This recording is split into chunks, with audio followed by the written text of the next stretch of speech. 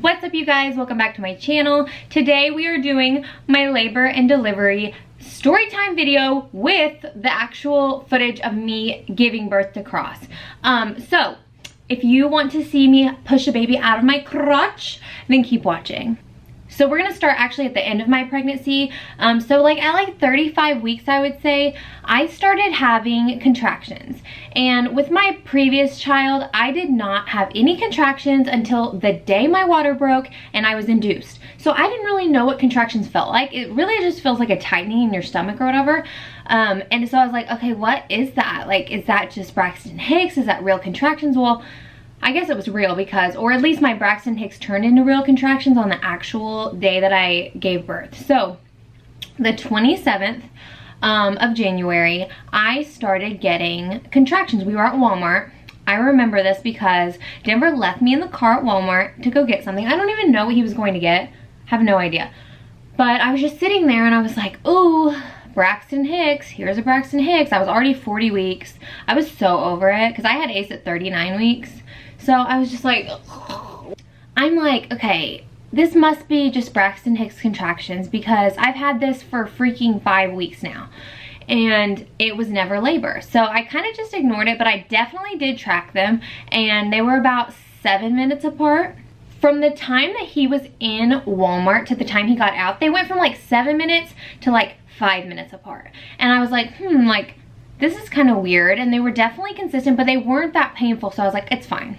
I got home and I was just kind of achy. The contractions were still happening. They were 6 minutes apart. And now that I say this out loud, I'm like, Brooke, are you kind of stupid? Like, obviously you're in labor if your contractions are coming consistently and they're 6 minutes apart. But I will say they were like 6 minutes, 7 minutes, 5 minutes, 4 minutes, 5 minutes, 4 minutes, 8 minutes, 4 minutes. So it was like, okay, what are you doing? Like, what are you doing, contractions? And so I remember I was in the bath. I called my mom. I'm like explaining to her. She's like, oh, you're in labor. And I'm like, no, I don't think so. Well, then they started getting really painful. And I feel like your girl has a high pain tolerance because I remember just like being in a lot of pain, but for some reason in my head, I was like, this can't be real. Like, I don't know why. Like, am I stupid? But that's what I felt. So after I told my mom, like, hey, I think, you know, this could be it. I'm not positive, but I think maybe. She was like, oh no, like, you are in labor, sister. We're coming. Well, I didn't know we're coming meant my whole family, which that's like so my family, and I loved it. It was a great experience, but they literally showed up in like 5 minutes with ice cream, brought board games like for me to labor at home with them, and I was just like, oh my gosh, like this would be my family. Mind you, Denver's pissed off because he thinks I'm being dramatic. I'm telling Denver all this and he's like, you're not even like sweating, like you're not even in pain. This is not real labor. So he's like trying to go to bed and my family's like, no, we're having a baby tonight. Well, as the like evening went on, I kept having contractions and then they got really, like started getting really painful and I was like, okay, this has to be labor. Well, by the time they were really painful, I was literally 2 minutes apart, guys. 2 minutes, just 2. I was expecting it to be like a 9-hour-long thing at home, but it started getting painful fast. Like it was almost like a switch went off.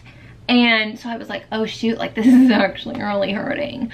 So I started packing my bag. I'm putting my clothes in the bag and I come into this room right here and I was gonna grab Cross's like backpack because it was in here and my water just broke. But my water broke, went everywhere. Oh my gosh, like I need to get to the hospital fast.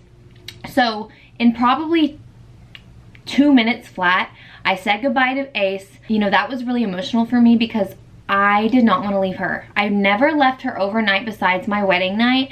And so that was just like, I was so overwhelmed by that, but my water had just broken. So I was like, I have to get to the hospital. So it was super fast. I, you know, gave her 100 kisses and I was like, I love you so much. I was bawling my eyes out and me and Denver get in the car and he is speeding. And I think I had so much adrenaline that I didn't realize that like, oh, you're 2 minutes apart in contractions and your water just broke. So like you're in like active labor. And so we got to the hospital, I would say around 11:30. And we had Cross at like 1:15. So it was so fast. I remember running into the hospital, like Denver's literally in front of me. He's not like helping me. This is like so my husband. He's not really even helping me at all. He's just like running into the hospital to check in, and I'm like behind him with my bags, and I'm just like laughing, and I couldn't even feel the pain because I had so much adrenaline going on. Finally get to the hospital, we walk in, we check in, we're like, hey, my contractions are 2 minutes apart. I'm about to have this baby right here on the floor if you don't hurry up. And they were super nice. They got us back really fast, and they have to like check you to make sure you're actually in labor before they like admit you. So they checked me, and they were going so slow. And when I was back in the little like room before you go into the actual labor and delivery unit, my contractions were hurting so bad. Labor that you see in movies, that was happening, and I was like, Denver, help me. And Denver was like, what do you want me to do? He's horrible. I mean, Denver is horrible in bad situations. I don't know what it is. I love my husband, but every time I need him to be like my rock, he's not like the rock. And that's just the reality. I still love him. He's still an amazing husband and dad, but he just melts under pressure. He's horrible.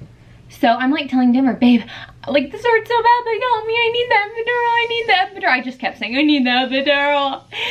I'm not gonna get the epidural fast enough. I'm literally having contractions back to back to back to back to back. And he's like, I don't know what to do here. He's like recording with this little camcorder. He's like, oh yeah, like here we go. Like he's trying to be like a good vibe, and I'm like, ah! It was so bad. So they realized pretty quick that I was actually in active labor and that they needed to get me back. And when they checked me, I was only a 6, right?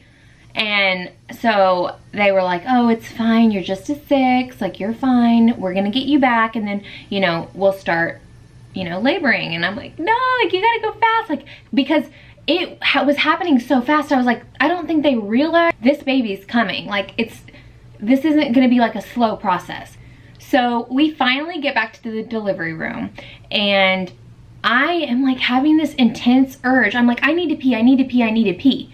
Mind you, I'm in so much pain. They were really concerned about me peeing, and I realize now that they were concerned because they thought I could possibly, that could be the urge to push, and it was the urge to push, guys. And I had no idea that that was the urge to push. I thought I just needed to pee. Like, it was this overwhelming sense of go pee, go pee, go pee. And really, that was my baby saying, let me out. So they were like, no, don't pee. You need to get up on the table so the epidural guy can come in and put the epidural in your back.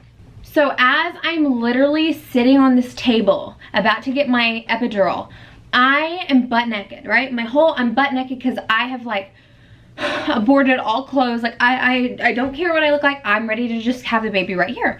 And I'm waiting for the epidural guy. And as I'm sitting here like crying, screaming, my husband's over here with the camera.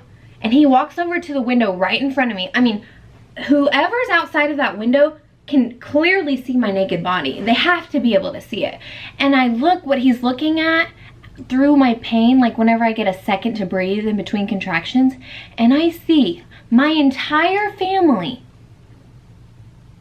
across the street, directly across from my window, direct line of sight from my naked body, and they are in the parking garage just standing there like, hi Brooke, all 12 of them.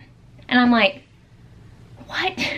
One, how did you even know where my room was? And two, how did you get, like, how are you up in the parking garage? Like, they literally were like, had their heads over the parking garage across the street, and they're waving, and I can see them. Like, we're not that far apart. And I'm like, only my family would find a way to somehow be in the delivery room during Corona. I'm thinking that's funny in my head, but I'm also like, this hurts too bad. I couldn't even care that they probably literally saw Cross's head coming out of my vagina. I literally couldn't even care.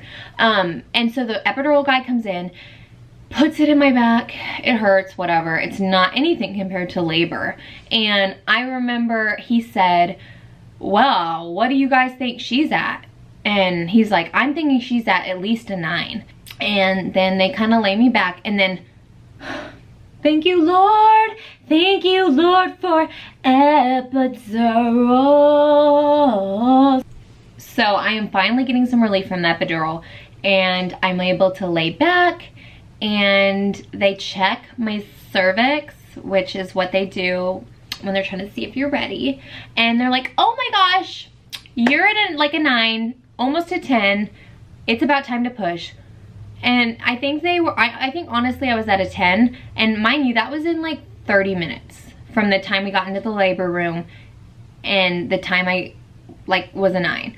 So they were kind of like worried, I think, because my doctor wasn't there yet. She had to drive in. It was in the middle of the night. So I'm just like, okay, like let's do this. Like let's have this baby. And I'm like chilling, like vibing, like I'm not in any pain, thank God. Epidurals really work wonders if you want to have like a peaceful if you want to have like a peaceful labor and delivery.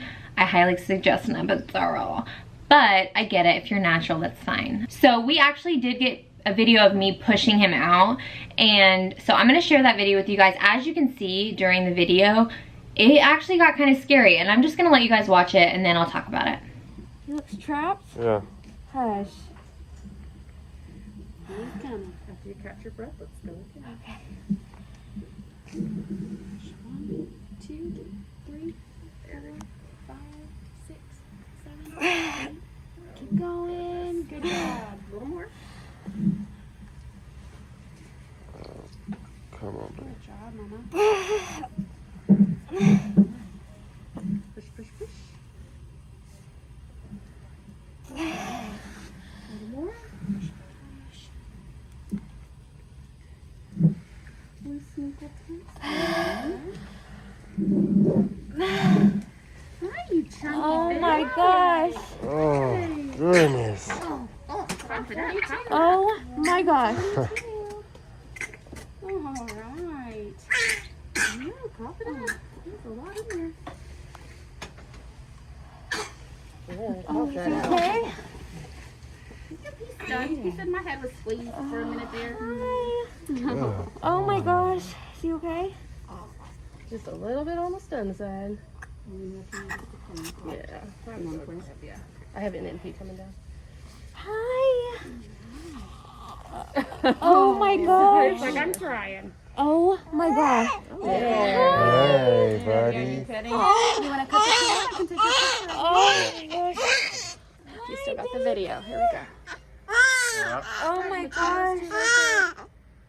Awesome job. Oh my gosh. Good job. Good job. Here you go, Dad.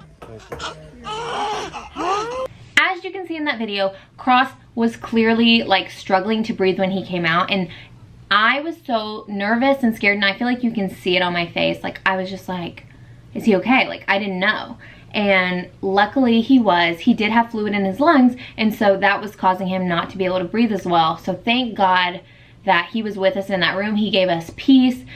He protected my baby boy. I was so thankful that, you know, Cross was okay, and that we got the fluid out of his lungs, and that I have a sweet, sweet, sweet baby boy.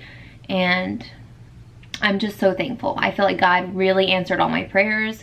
I had prayed for a fast delivery. I prayed that my baby would be healthy. I prayed that the birth would be something that was fun. And I genuinely had so much fun giving birth. Like I want to have 5,000 more babies.